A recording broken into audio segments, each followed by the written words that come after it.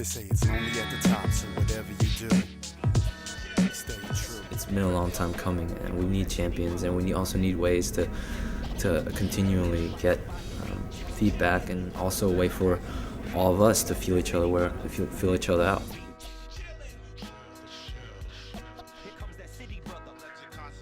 We say we come to Cal because of the diversity of the student body, but if we're not consistently putting ourselves in places where we can challenge ourselves mentally, intellectually, and also step out of our comfort zone, whatever it is, physically, our backgrounds, then what's the point of coming here? Well, the April 20th event turns out to be a really timely event. For several months now, we've been planning, especially with students, an event that would allow them to be heard and to articulate their ideas and to get engaged with making Campus Climate a more active area and a better area, and making sure that their input is really heard and acted together.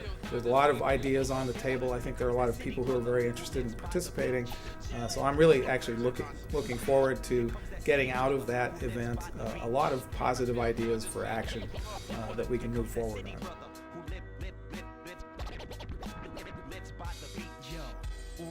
Climate to me means like the people that you're around, the environment of the university, the experiences of the people around you, your classmates, people you know, people you don't know. Campus Climate is just the atmosphere on campus, the communities you're a part of, how you're supported as a student, the resources you have as a student, the relationships you have with staff members, students, and the professors on campus. It shifts a lot when different things happen, whether they're directly affiliated with you or not, whether they're directed at you or not.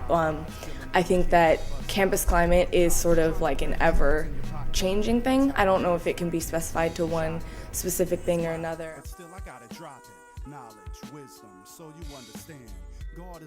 Well, as of lately, there's been a lot of tension in regards to the Campus Climate.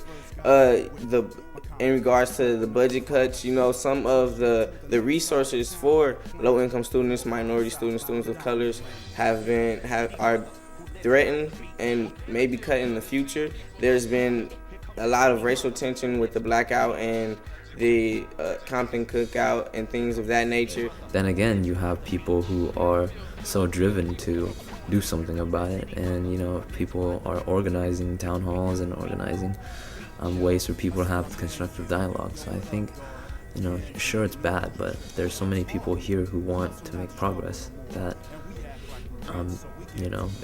there's hope.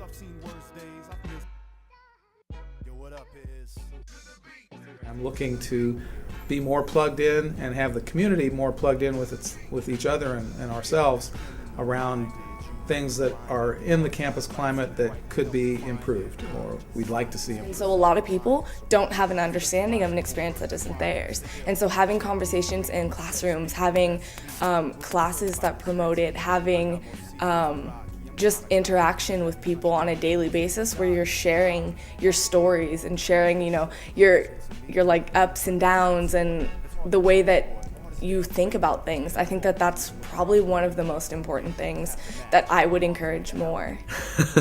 Well, if I had infinite resources, I'd do like you have some dinner, like if I had infinite resources, people loosen up, they over a meal.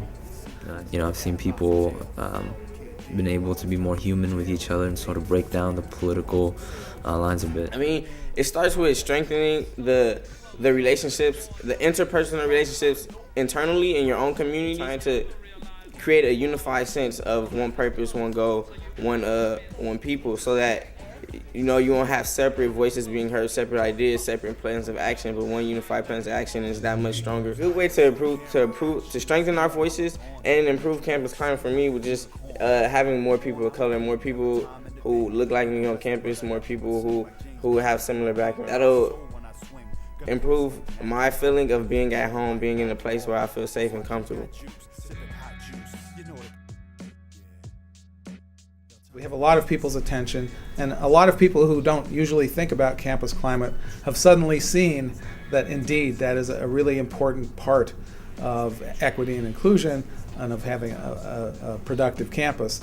And so I think they're more ready than perhaps they were before to consider real actions and taking real thought about this and actually making something better. You know, it's kind of hopeful that so many conversations are going on about campus climate. It can hopefully help make it like better and happier. I think there needs to be maximal involvement because, you know, how are you going to create a good plan and how are you going to address all these problems if there aren't enough people or there's not enough diversity represented there? It's really essential for students to be able to be heard by the campus more generally, and in particular by the administration, and especially by equity and inclusion, who can act most directly on their behalf. So I'm really anxious that as many students as possible who want to be engaged with any of these climate issues come, give us their best thinking, have very informative discussions, and try to find things, commonalities that look like great positive steps to take forward. And we're going to be there, we're going to have our ears wide open, and we're going to try to act on some of those things as soon as possible. Yeah. Yo, turn it up. They say it's lonely at the top, so whatever you do, stay true. They say it's lonely at the top, so whatever you do, stay true. They say it's lonely at the top, so whatever you do, stay true. Hey yo, people everywhere, raise your hand for a brother on stage that was raised a man. Tried to keep me in the fields, but we raised a plan. I was too tall for